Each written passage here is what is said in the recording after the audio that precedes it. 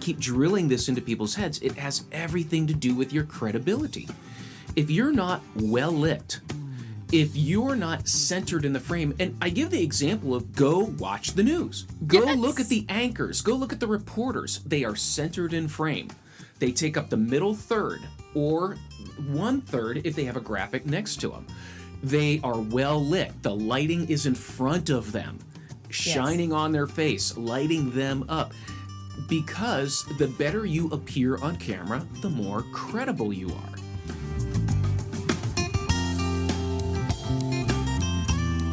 Welcome to Endless Coffee Cup, a regular discussion of marketing news, culture, and media for our complex digital lifestyle. Join Matt Bailey as he engages in conversation to find insights beyond the latest headlines and deeper understanding for those involved in marketing. Grab a cup of coffee, have a seat, and thanks for joining. Well, hello, listener, and welcome to the Endless Coffee Cup podcast. Glad you could make the time to join us today. And hey, look who is back in studio with me. If you've listened to earlier episodes of the show, the quality of content I think was high, but the quality of recording was very low. So I've learned from there. But Sue Grabowski is back with me. So if you've listened to some earlier episodes, you're familiar with Sue. Hi, Matt. How you doing? It's nice to be back. It is great to have you back. Coffee in the cup. So today it's not... It's sort of coffee. It's sort of coffee. I have exposed Sue to cascara, which is the fruit around the coffee bean that they dry it out and you can make tea with it. And so enjoy it. If you've ever had it before, you know what I'm talking about. If you haven't had coffee tea, cascara, I highly recommend it. If you don't like coffee, you know, there's folks that will never drink coffee. They would be surprised that this is coffee based. Yeah. But it's delicious. It's got a little bit of zing at the end and it's got flavor. Coffee for people who don't like coffee. Right, but I do like coffee, but I like this too. Great. I did find out, well, actually, my daughter found out, you don't need to add sugar.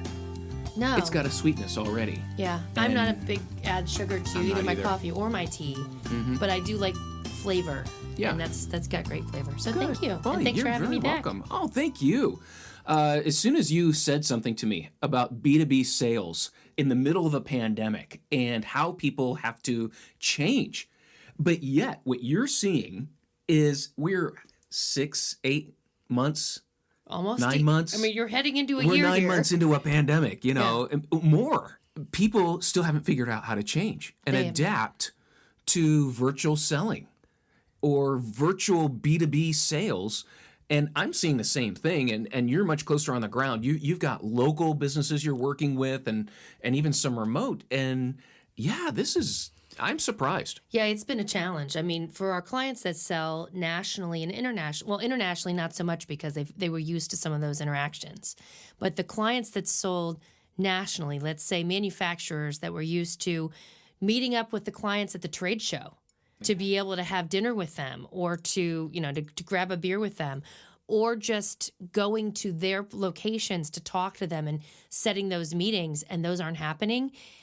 The obstacles are huge and they're having a really hard time. And then on a local level where you've got, say, professional services firms like law firms, accounting firms, personal finance firms, where the ambiance of coming in and sitting in the office and talking to us and sharing with us, it was part of the whole sales deal. And now out the window, how do you communicate your professionalism, your care, your warmth and concern, all those things that are kind of, you don't really feel it when you're walking in, but they're set up as the ambient atmosphere, right? Gone. Well, and I think for like even in financial services, I've noticed where if you go to someone who's in the financial services industry, the building itself is solid. Yes. I mean, now that you say that, I'm thinking about sort of the externals, there's rich colors, it's dark wood, it's all of this to present an image of safety, security, solidity, and now that's gone. Right. Law firms are generally set up to be welcoming and yet foreboding. a bit of, I need to be a little bit afraid. I need to step in and know that, and so there's a lot of barriers set up, right? You get moved from room to room, and there's a method behind that thing. Wow. Guess what? Gone. And I'm watching these very professional folks communicate very unprofessionally. And asking us what can we do to improve that experience.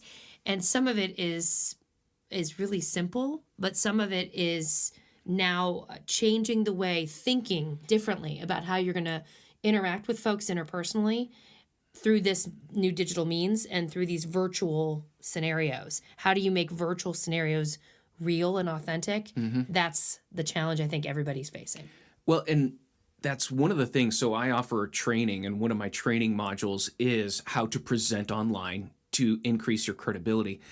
And even when I'm presenting it to someone who's scheduling training, at first they're very kind of dismissive of it. That, oh, we know how to do that. We're on Zoom every day. Like, no, you don't dismiss this, because I guarantee I'll get on with your group, and more than half of the group will have poor lighting, poor angles. I'll be looking up their nose. And most of the time they'll say, well, we've had training on how to present online. No, you haven't. I think it's something that I love the phrase OIK. Oh, I know. Exactly. Oh, Yes, I know that. yes, yes. Oh, I know that. Right. I think because we're talking about some kind of elementary concepts, that they think that they know that. Right. I've sold X number of things. Of course I know how to sell.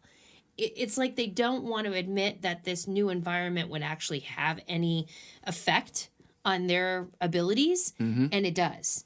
Oh, and everything. So the 101s, I mean, we just did a lunch and learn with a legal team, and it was, thank God, it was the managing partner who said, we need this.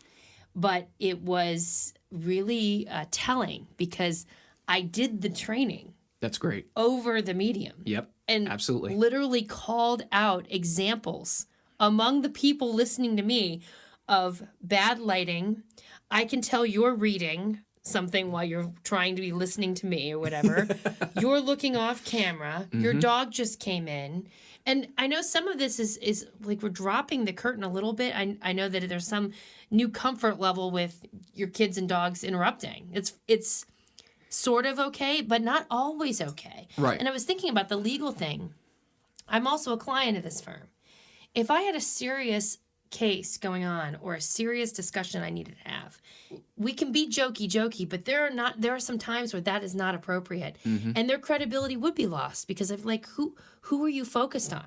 Yeah. And I'm paying you $400 an hour, whatever it is, to be attentive to me in this new space. Right. So it really does make a difference. And who could be listening that shouldn't be listening? Correct. There's a lot of questions there. Absolutely. Yeah. I keep drilling this into people's heads. It has everything to do with your credibility. If you're not well lit, if you're not centered in the frame, and I give the example of go watch the news. Go look at the anchors. Go look at the reporters. They are centered in frame. They take up the middle third or 1/3 if they have a graphic next to them. They are well lit. The lighting is in front of them, shining on their face, lighting them up. Because the better you appear on camera, the more credible you are. And the darker you appear. And this is one thing I just keep having to remind people, don't have windows in the background. Oh, it is really bad. Yeah. I was with another client this morning, financial services, and he's got a great office, but his backlighting is terrible. He has wonderful windows throughout his office. And I said, you look like you're in heaven. You know, you've got this angelic glow around you. And I have encouraged him. I'm not a real big fan of the Zoom backgrounds or the backgrounds. Oh, no. Yes. But I think you should have one handy just in case. Yeah. And it should be very simple, very neutral, so that if you move out of it, there's no problem. With your logo in the corner, very small, just to have handy in case there's some kind of, you can't move around for some reason. Right. But these are people that have paid meticulous attention to their offices, and then when I'm on a Zoom with them, are not thinking about anything around them in the background. Yeah, the window in the background, it's a great way to darken your face. Yeah. And darken your features and it blurs your features together, so I can't see. It makes it harder to see your nonverbals. Makes it harder to see your reaction, harder to see those little, facial expressions that are so critical to a conversation. And great, yeah, you've got a beautiful background, but you're the focus. That's right. And the light needs to be on you. You're the one that's going to convince me. I give this story because we were training, during COVID, everything's Zoom. And the instructor basically sat his chair in front of his fireplace and put his laptop on the coffee table in front of the chair.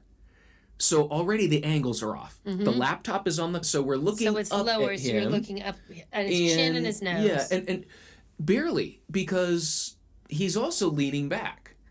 And so his face is only, I would say, the bottom fourth of the screen that we see. 3/4 is his fireplace.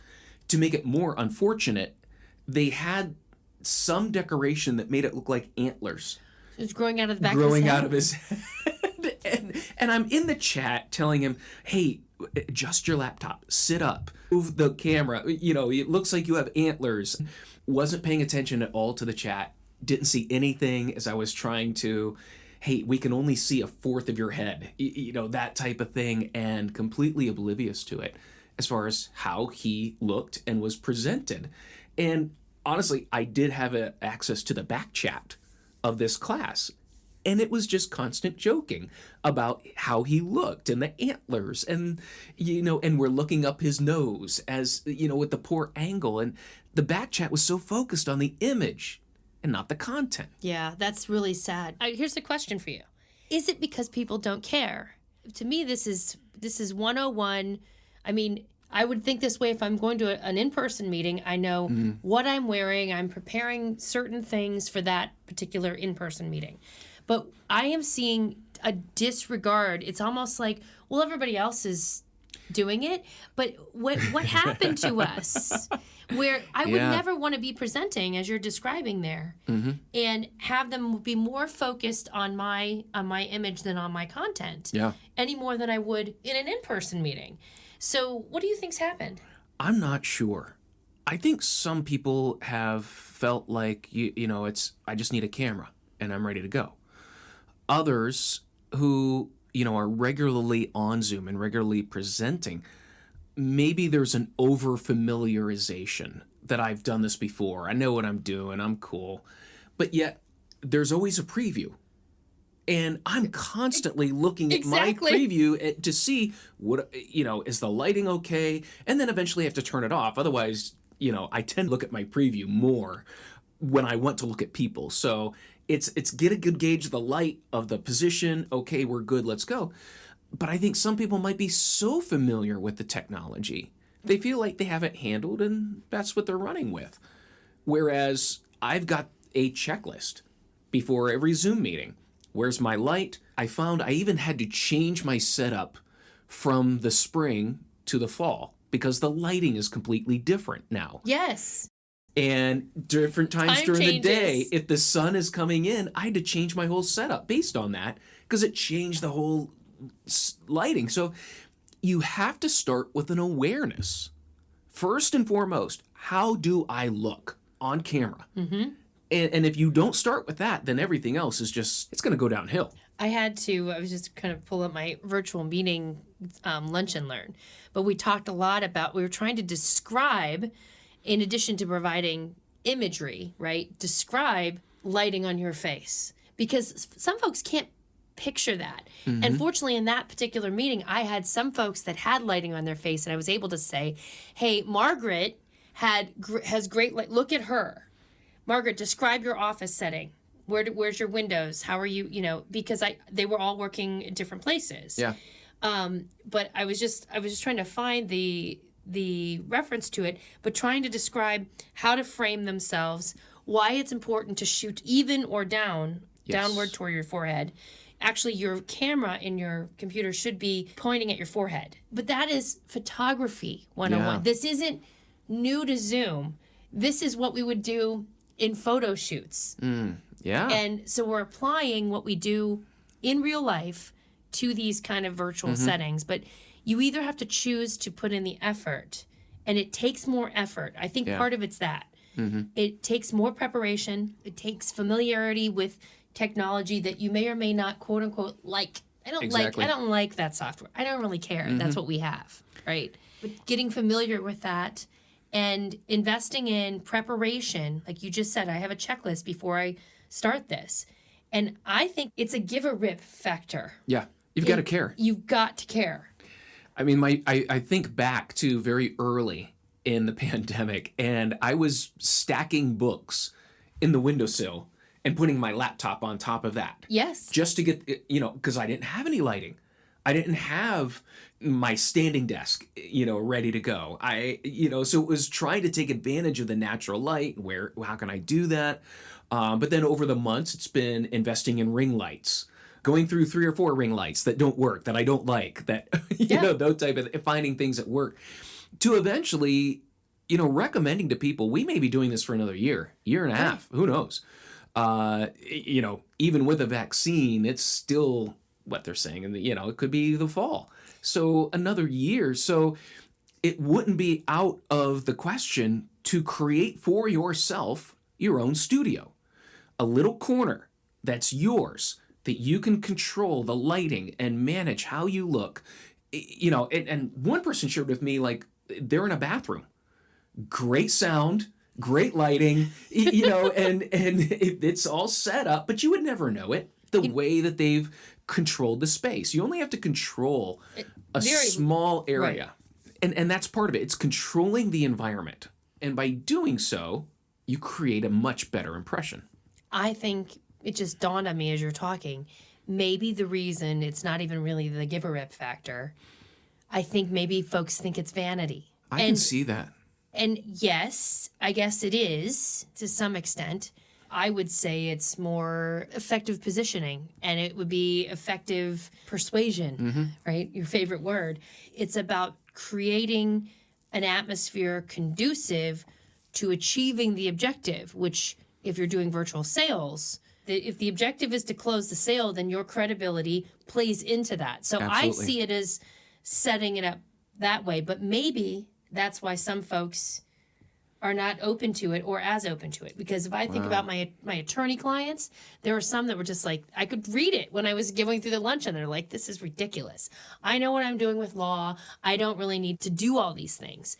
But what they don't see is that I'm questioning what they know in law based on what they look like. Yeah. And that's terrible. But that's human nature. That's human. This is what we judge things.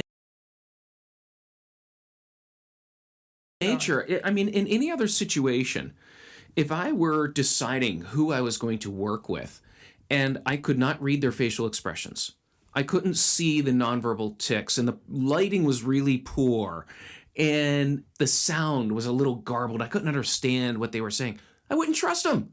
Right. In any situation, even just a poorly lit office, and a lack of feedback, nonverbal feedback, a lack of eye contact. I wouldn't trust that person.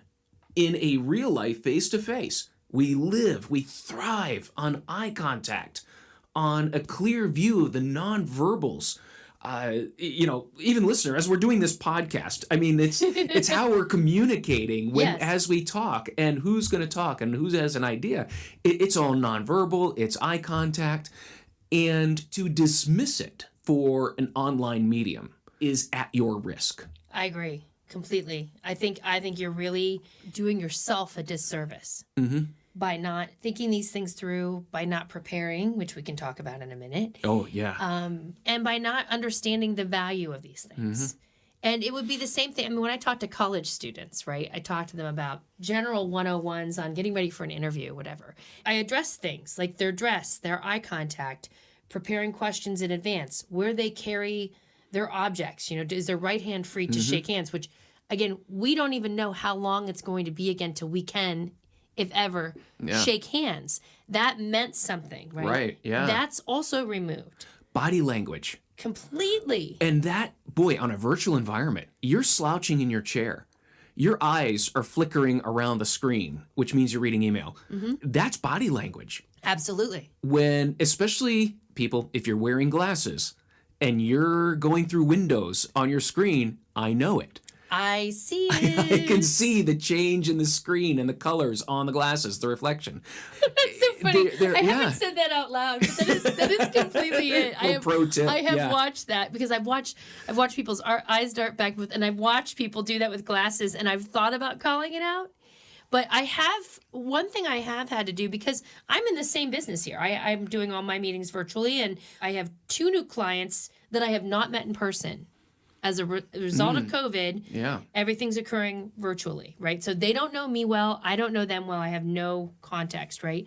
But I have said to them out loud, I can't read what you're giving me in terms of your face right now. I can't interpret your response.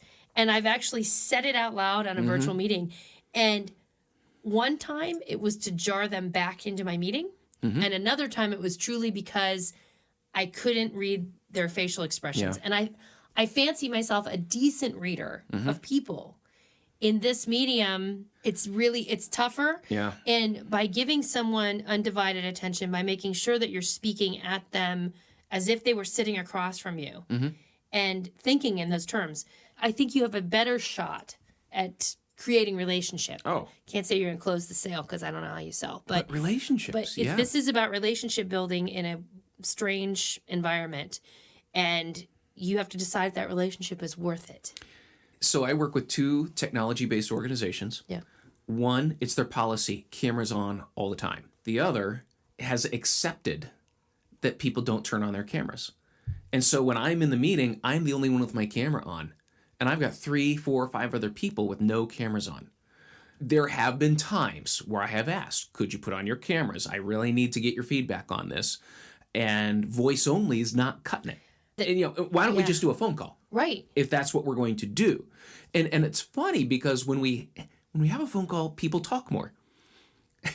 I think they're more comfortable talking through it on a phone. Yes. On a conference call.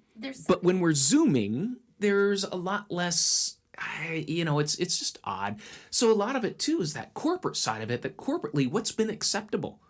If you allow people to Zoom or conference or, Teams without video on, what's the purpose? What is this adding when we're not turning our cameras on? Yeah, we used to have conference calls all the time without a problem. Right. Now you'd have the same issues. You've seen that parody online of the conference call, right?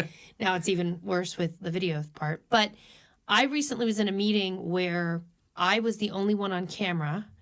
There were several other parties not on camera, and they sprung something on me. Oh. And they can see my face, and I can't see theirs. And again, I had to quickly move into, I was only acting. I had to go into, everything's great.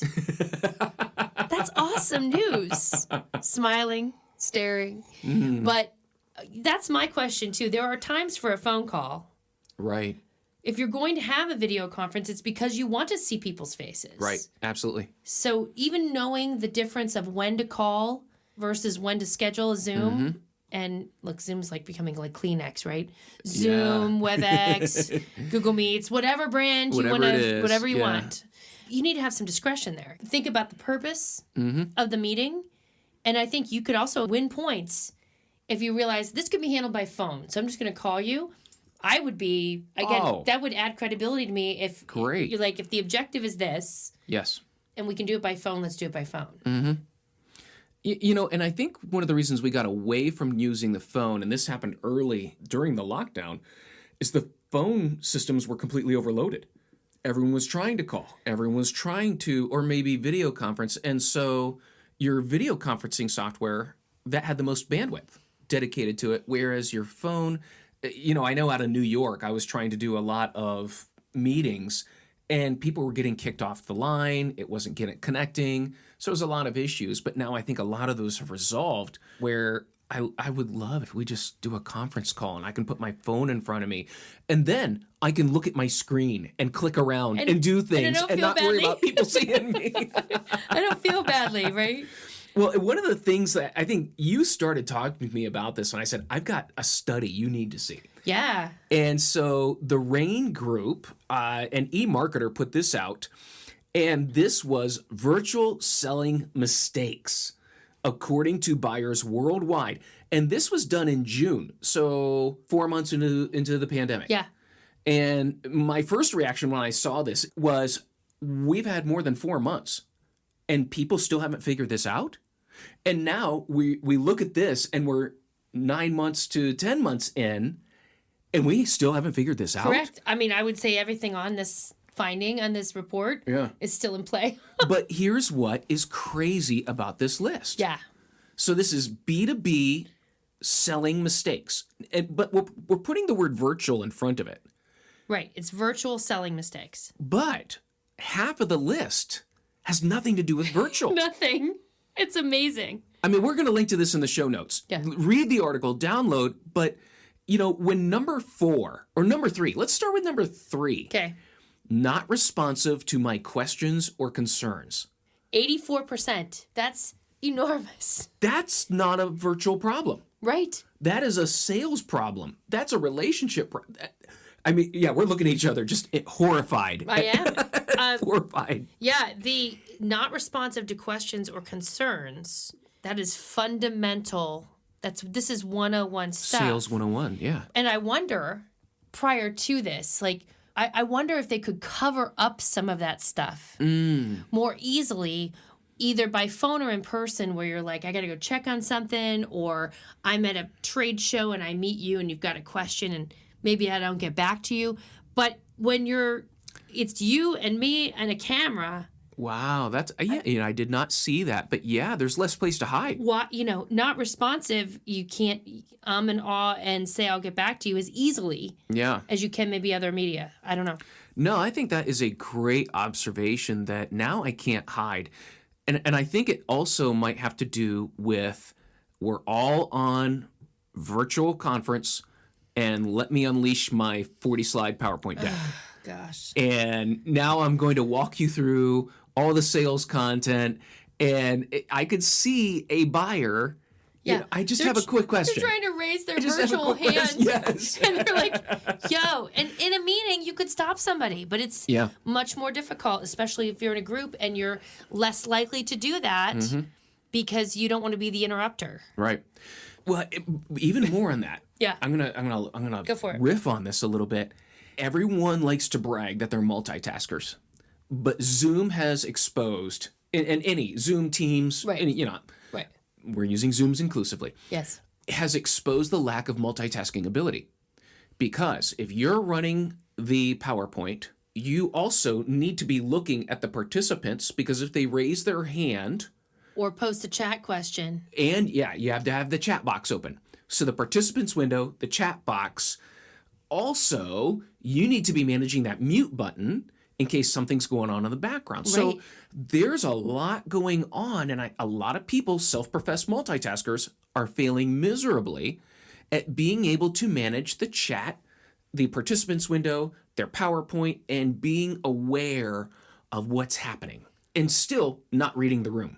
Yeah. And when I did even my lunch and learn training, right? I would go about 3 slides. I had all that open, but you're completely right. And I would fancy myself a multitasker. But I literally said at the beginning, it's tough for me to present and answer your questions. So every couple of slides that I go through, I'm going to stop. Yeah. I'm going to read the chat. I'm going to look at your hand. So if you raise your virtual hand, and I'll be reading the chat, and I'm going to pause. But I had to force myself to do that because at my first few meetings, of course, I thought I could run it all. And in a let's say a person-to-person sales interaction, you generally would stop along the way because you could read the body language. Yeah. Are they following with me? Are they not? Exactly.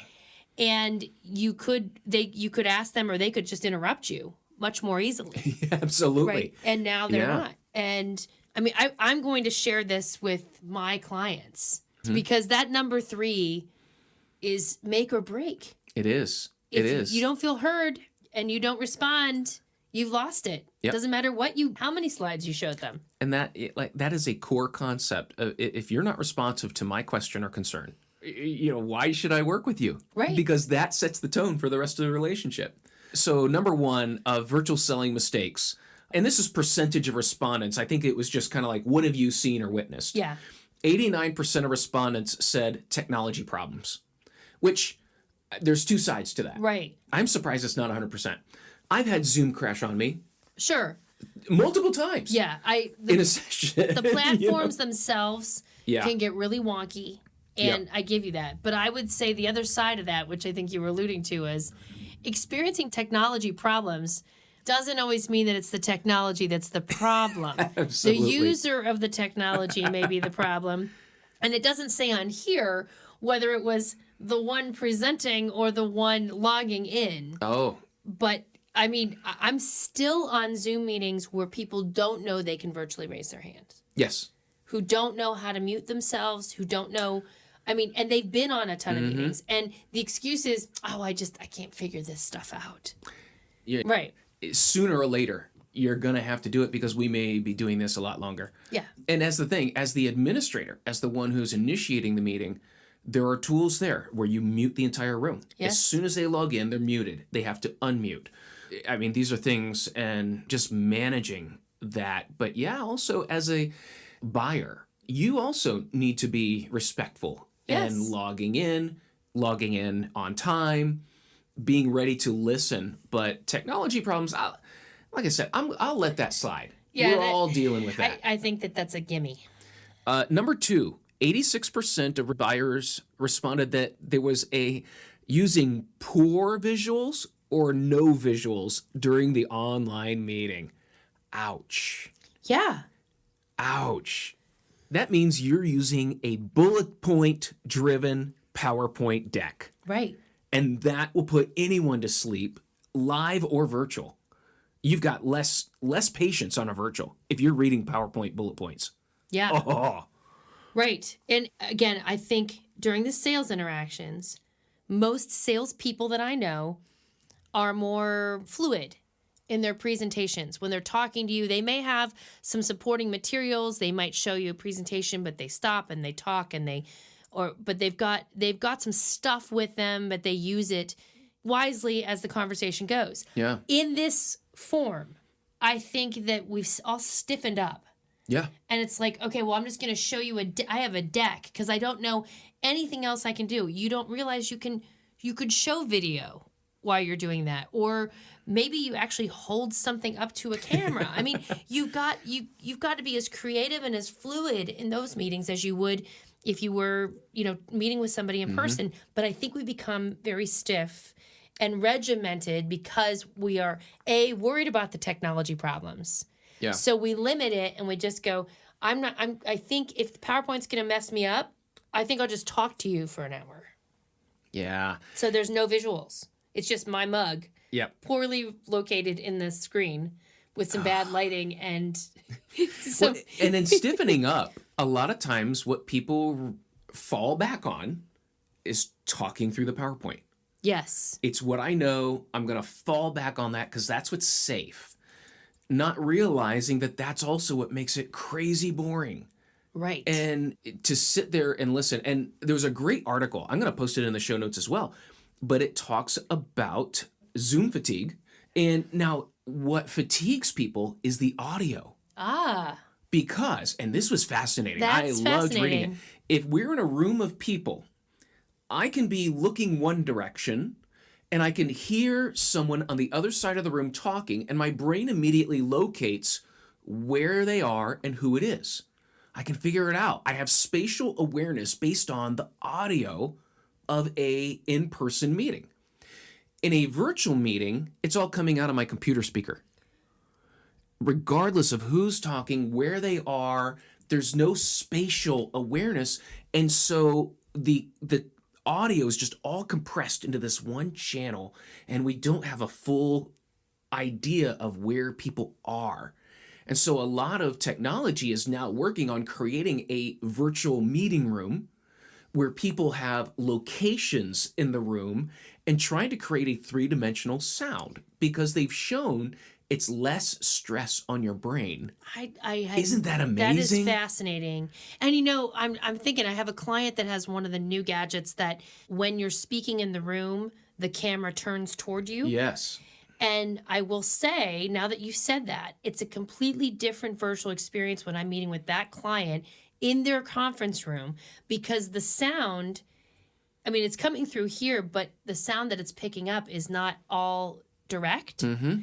And I did not think about the annoyance of the sound. Yeah. It's constant. It's all at the same levels, Yeah. all coming through the same port. That's fascinating. And it's usually a low quality because Right. it's just trying to get through. Right. So, and then again, you're dealing with people's microphones. There's one person I meet with regularly. I think he invested in a high-end camera, and it's, the background is faded out just enough, and it's crystal clear. But his microphone's terrible. and it's so hard listening. But I'm like, what kind of camera? In my mind, what kind of camera is that? That looks really good. But there's nothing in the microphone. It's also something I learned about podcasting is if the sound quality is garbled or low, you have 20 seconds or less.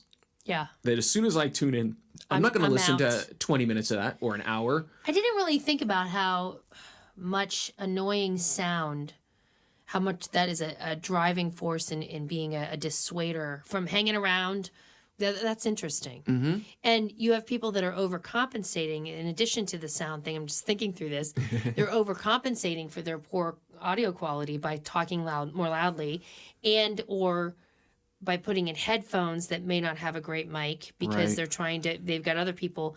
I mean, this is a real condition. Other people in the house also on virtual meetings. So they're trying to keep it quiet. But in doing that, I mean, the sound, you're right, it would give us a headache. Mm-hmm. And I'm going to pay more attention to that. Thank you for sharing that. I did not realize it until I read the article. And then it makes so much sense.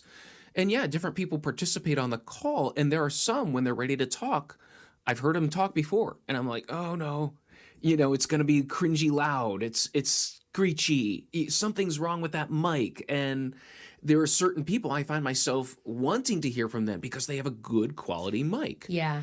Whereas others, I know I'm going to have a hard time hearing it, and it's not going to come over well. And so if you're in sales and you're doing virtual, you better be investing in a great microphone because that could mean the difference of getting the sale or not. Yeah. It is being clearly heard. That's smart. Thanks for sharing that. Oh, hey, it's funny because I just talked about poor visuals and we talked about sound. But it's package. It is. Hey, listener, we've got to take a few minutes here and pay some hosting bills.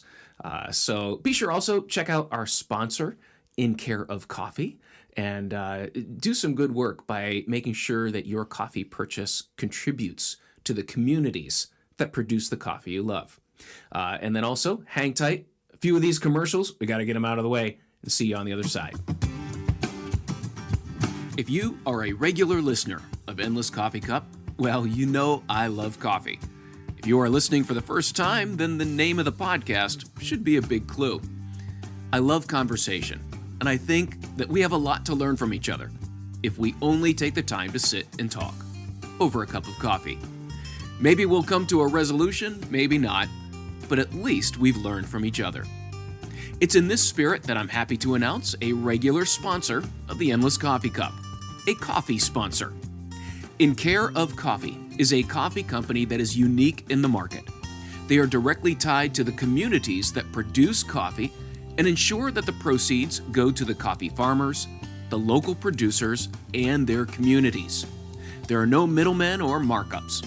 The proceeds from the sales go directly to the communities that work so hard to bring us the enjoyment of a great cup of coffee. Go to incareofcoffee.com, follow the link in the notes, and use the code ENDLESS to get 10% off your order. Again, that's the discount code ENDLESS to get 10% off your order. I'm enjoying the whole bean Wewe Tenango coffee today. Please support our sponsor and know that your support goes directly to the farmers, producers, and communities that help power us here at the Endless Coffee Cup Podcast.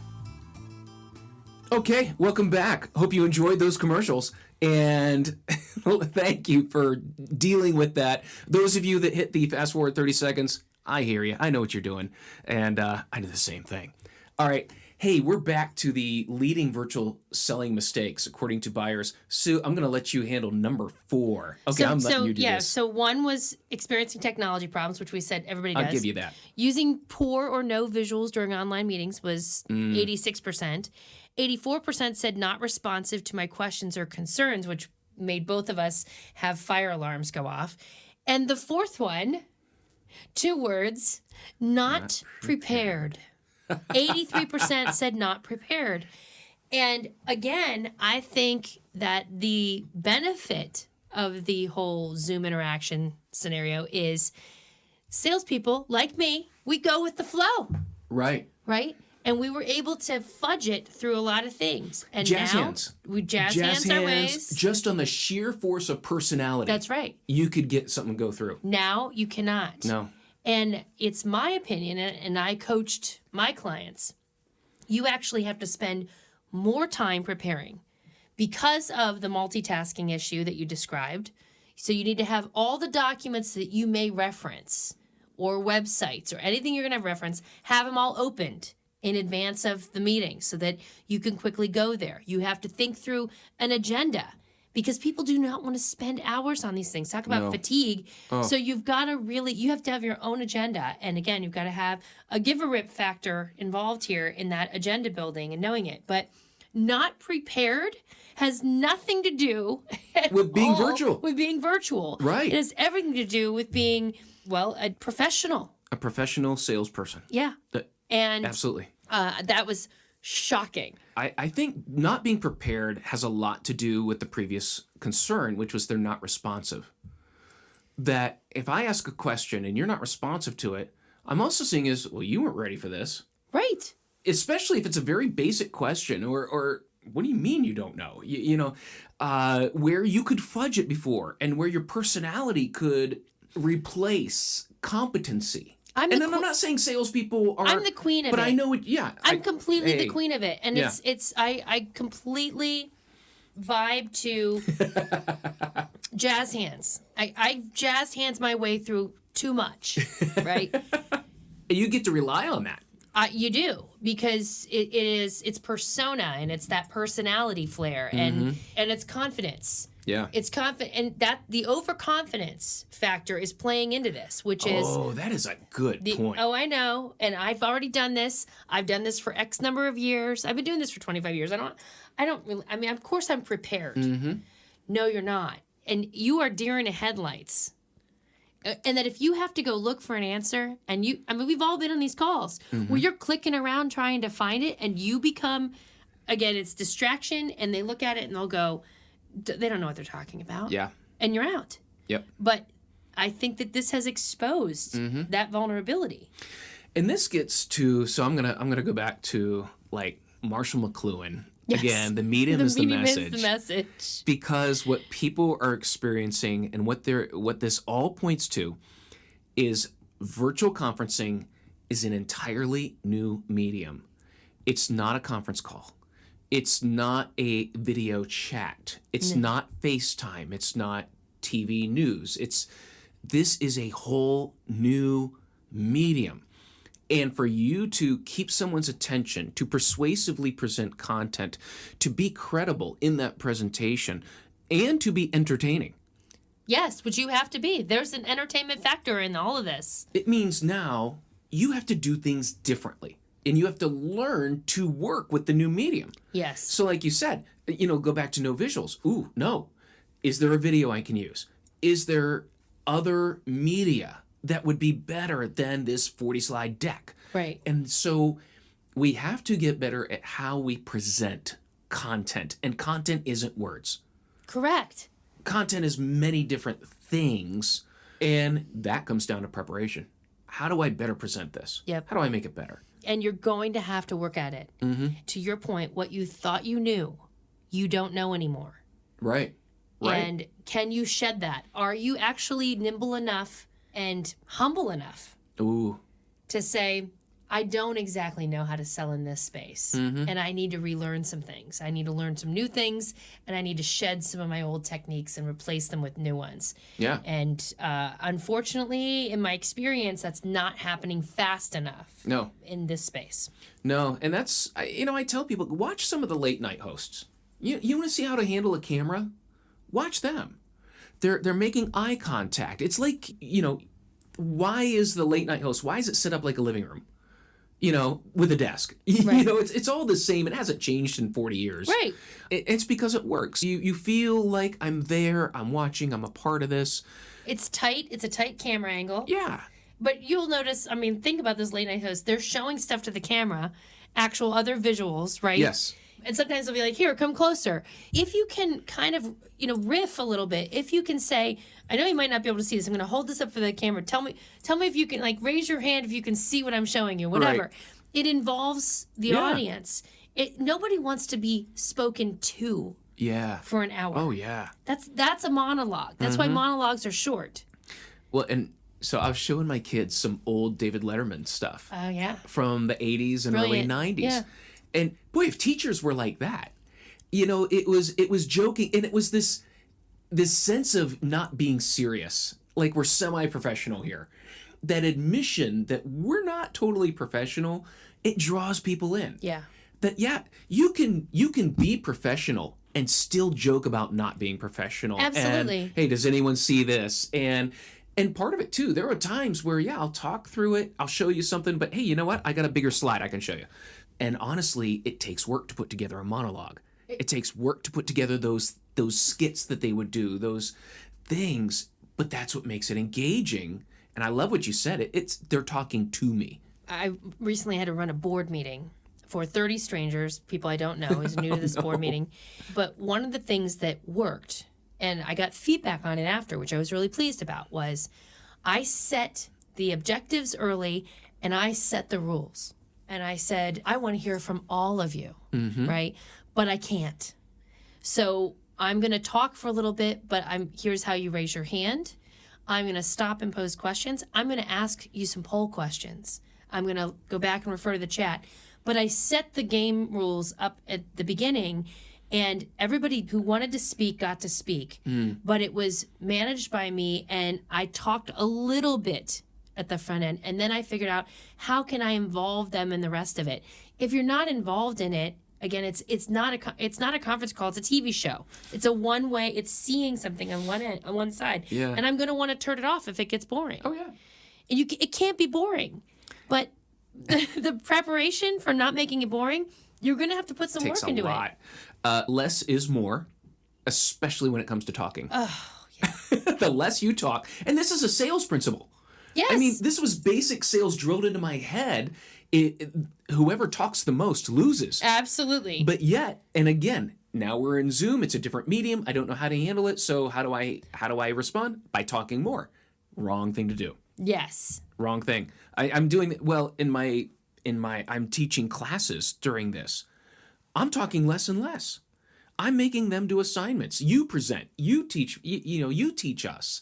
And so they're doing a lot more activities, and then they're presenting. I'm just guiding. I'm coaching. Right. And not only is it a better educational experience, but the students actually feel like they're learning more than if I were just giving a lecture. And they're producing things. They're producing things that now they can add to, their CV. They can show this is evidence that I've learned this. Yeah. A lecture can't do that. No. I think on the flip side, you have to be prepared to come into a meeting too. Oh, absolutely. And again, we're telling stories from the road, but I recently was at a meeting where I met 7 people I'd never met before, right? And one of them came in and literally just slumped in the chair. Hey. That sigh was, this deliberate heaving sigh, right? And hey, I already know they're not invested in this meeting. Nope. Yeah. So it's really a two-way investment. But if you're the one running the meeting, you have to be extra prepared. Yeah. And you need to find ways to make it entertaining. And as salespeople, we should know how to jazz hands away a little bit. Yeah. It's just a new form of jazz hands. Well, and this gets to the next one, which I've alluded to already. We know how to present in person. Presenting in person's easy. And I think people have learned how hard it is to translate those live presentation skills into a virtual environment. Yeah. And that was the next one here. 80% said that the seller lacked presentation skills. I think that's the media, that's the tech. It's also the presentation and how you came across, your credibility. I mean, that's why I say, you go watch some of those late night hosts. Watch how they interact with the camera. Watch their eyes. That teaches you, number one, don't look at the screen when you're presenting. Look at the camera. Because if you're looking at the camera, you're making eye contact. Right. If you're looking at the screen, you're not making eye contact. Correct. And I love to joke with people that the only way to make eye contact is to not make eye contact. Right. And if you are watching and you want to make eye contact, then don't look at the presentation. Look at the camera. Right. It's weird. It's so weird. It's uncomfortable. Yeah. I think it's uncomfortable. Mm-hmm. It's even uncomfortable for the most extroverted folks because I have no in-person lubricant. It's very dry. Mm-hmm. Right? And so you've got to create your own. And it is uncomfortable to look into the camera. Yeah. Even for those of us that are not camera shy, it's uncomfortable. Yeah. But you've got to push beyond the comfort zone, or you get people saying they don't have good presentation skills. Is that what you want to be known for? I mean, I'm looking down this list going, I don't want my sales to be known for not being prepared, not being responsive, not having great presentation skills. These are all things that should be inherent in a salesperson. And I'm guessing the people who rated this and were experiencing this, right? The sellers actually were prepared. They just came across as unprepared. I think these issues maybe have always been there, but now they're amplified. I think it's exacerbated anything that was already there. Yeah, any flaw is now amplified. And I can see people stiffening up. Part of what I had to do early was I took big stickers and made arrows out of them and pointed them to the camera. So that when I got to remind myself to look at the camera. Get your eyes off the screen. I should know my stuff. Part of that, too, is knowing your stuff. Yes. The less I look at the screen, the more I'm interacting with you. The less I'm reading the bullet points. It's that type of thing. So it comes to knowing your stuff. But the presentation skill, I think so much of that has to do with eye contact. And so you just can't open up your laptop on your desk or on your coffee table and expect there to be human interaction. Because you've already turned off the human interaction if your laptop is down low and people are looking up at you. Yeah, I agree with you. It's like I've noticed too, lots of people have their phones right next to their laptops. It's where their eyes go. Mm-hmm. And so if my eyes are going there, you know that my eyes aren't focused on you. Yep. So also, whenever there's the gridded view of your group and you include yourself, don't include yourself. You'll be looking at you. You'll talk to you. Yes. And that's not what you want. So that was that. The presentation skills, I wonder how many of them are just poor presenters or perceived poor presenters. Yeah. Because they did not adapt. Maybe they could present in front of a group live, but they haven't learned how to adapt that skill to this new medium. One of the things I do is if I'm presenting, so I've got a document or a PowerPoint up. If I'm presenting, I minimize the attendee view to 1 or 2 panels. And I put that right underneath my camera. I've got a camera built into my monitor. And so it's at the top. And so I'll minimize it to 1 or 2 people so that as I'm presenting, even if I don't look at the camera and I look at them, it's only about an inch difference. And it's usually 2 people that have their camera on because that's one feature I love. I'm talking to people. I'm talking to people. But then when it's time for feedback, then I stop screen sharing. Yes. Take the slide off, and then I open up and look at everyone there. And what I've started to do more often now is I'll only go through 2 or 3 slides, and then I'll stop sharing. And now let's look at each other, a little more full screen, exactly what and I let's do. talk. Now let's do a couple more slides. Now let's go back. It does help to break things up because it can just get monotonous if you're just talking. We used to say if you were speaking live, a minute a slide was about the pace. Yes. Virtually, it needs to be less than 30 seconds a slide. I agree. And I began to pace that differently too. Yeah. So if you think about that, if you've got a 36 slide presentation, you need to get through them faster. I'm doing the same thing you're doing in that I present for a couple, pull out, talk, whatever. But remember, there's something that you are presenting to people. You're not presenting to a screen. Yeah. And I think because we're on screens, we're forgetting there are humans at the other end of this. So you having those two people at the top of your screen is an excellent reminder of that you are presenting to people in addition to keeping your eye contact high. I've begun to incorporate in those breaks from slides. How's everybody feeling? What have you learned so far? Or what's your takeaway? I will ask the questions earlier than if I were in person. I might get through more and then say, what are some takeaways? Yeah. I'm doing it more frequently and in bursts. And if they aren't, when you stop sharing too, it brings people back into the room if they were distracted. Yep. By doing that. You've got to forcibly manage this meeting. Oh. You are in charge of it. Pro tip, call on someone by name. Absolutely. And Call on someone by name, yes. and you'll immediately get their now, usually what I'll do is let them know in the text, I'm going to call on you, and I'm going to ask you a question. You're too kind. I don't think I'm that nice. Well, I'll do it the first time. The first time I'll let someone know, and usually it's something I'll set up ahead of time that I'm going to ask you, and here's a feeder question, and because it snaps everyone back immediately. Oh, he's calling on people. Right. I better stick with this. You got to run the meeting. Think of yourself almost as like you've got to manage the hecklers, right? You've got to know what the responses are. You got to have a pocket full of those quick responses, quick words to get people back in. And there's lots of tips out there online for that kind of thing. But that's something you got to learn. You got to hone over practice. And you got to be prepared for. Yeah. Well, these last three are very, very interesting. Yes. I think one is probably specific to virtual. And let's deal with that one. Yeah. Distractions. Yeah. Notifications, phones, people not turning their phones off. There's one I'm on where every 15 minutes, it's now 8:15. Oh, like, no. Please mute your phone. Mute yourself. Come on. And I think we all know. Stuff happens. We're understanding. Kids, We're understanding. We get it. But also, I will say, we're 10 months in. Some of it, I think it was cute at the beginning. Other times, though, but I think distractions, though, it's that self-distraction where I can't concentrate on my presentation because I'm unprepared. Because where is that? What, Yeah. Or, it's a file somewhere here. Or it's, and so they're trying to find the document on their desktop and we see them struggling to find it. I think what drives that is self-distracted salespeople. Yes. We generally are not linear folks. Okay, so we're multitaskers, but we also kind of jump around. That serves us well in some areas. It doesn't serve us well here. And I'll give one more pro tip. I generally have somebody else on my team on every call. And they're taking notes.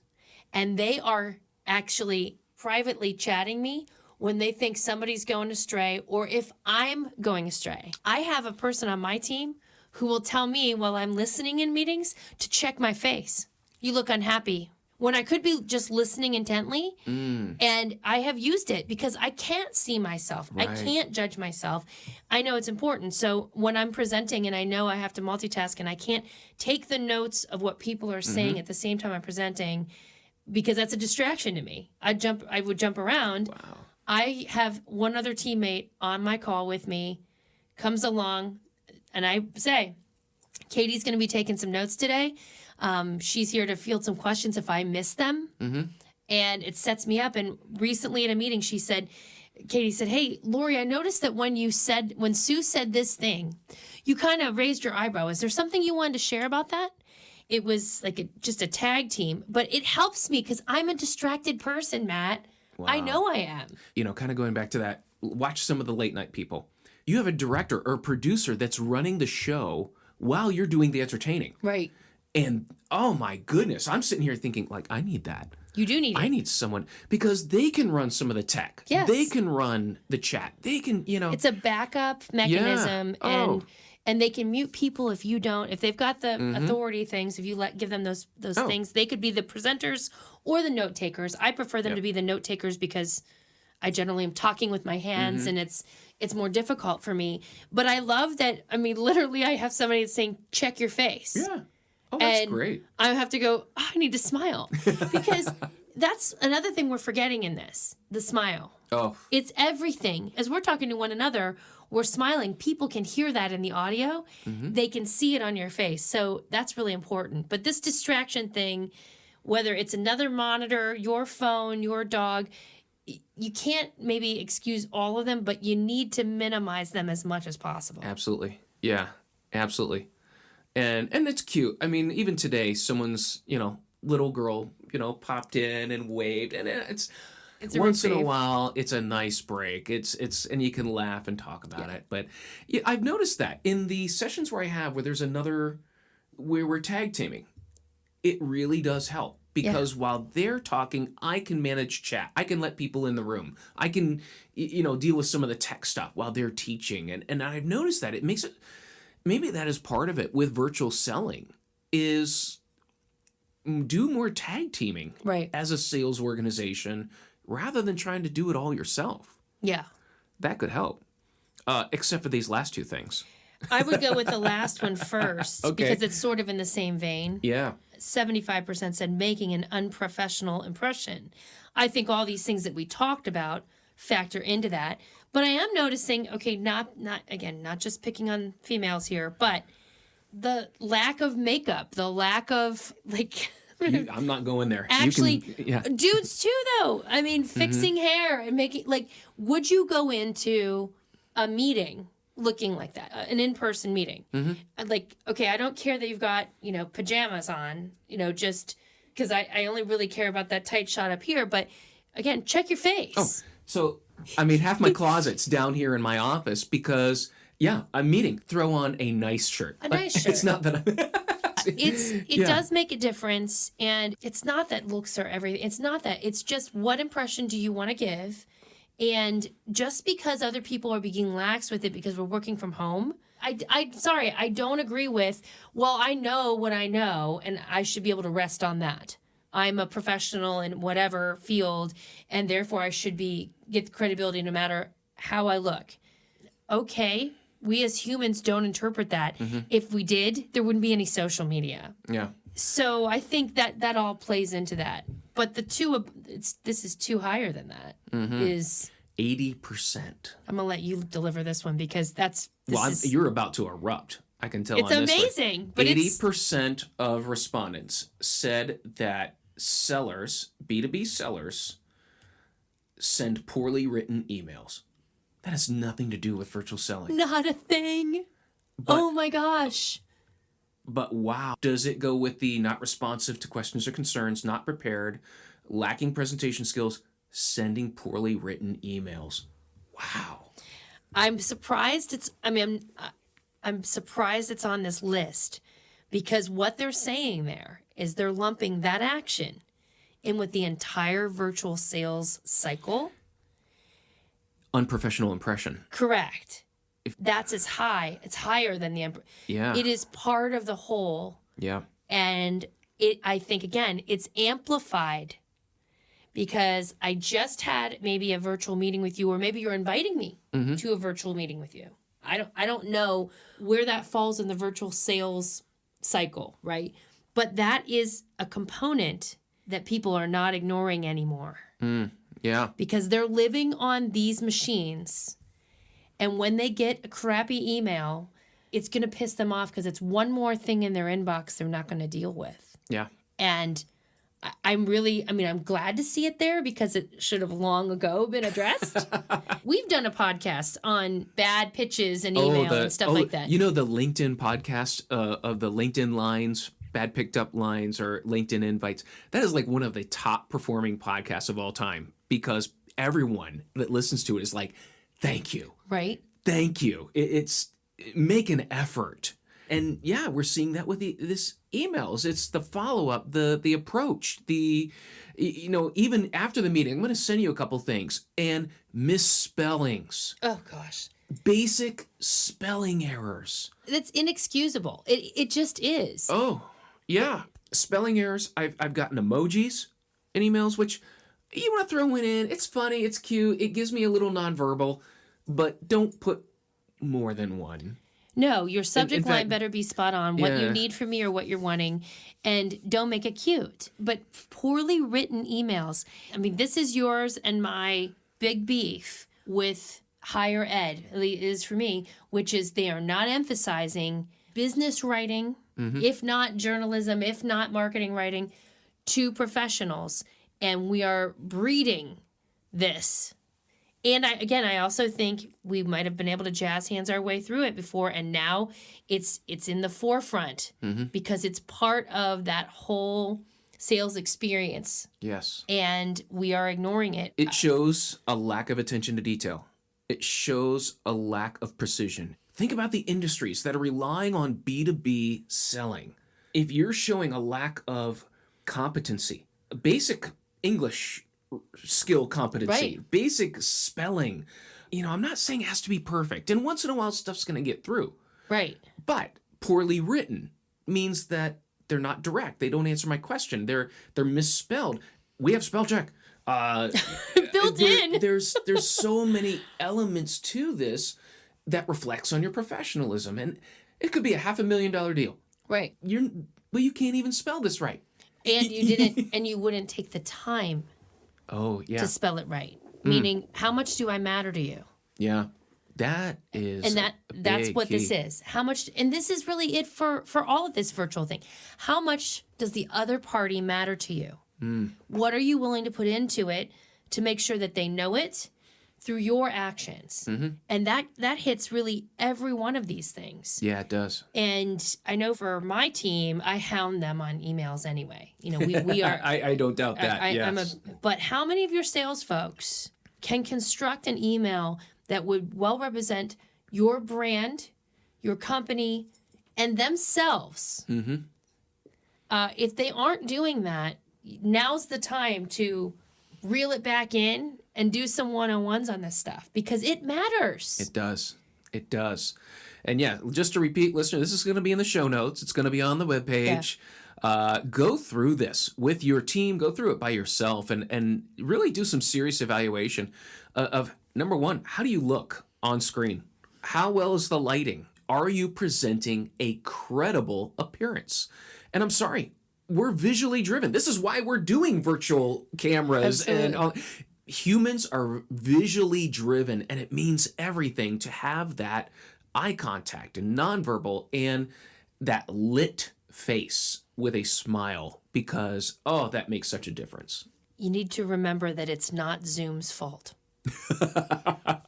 You can blame all you want on the technology, but seeing this list, the responsibility lies with you Yes. individually and corporately.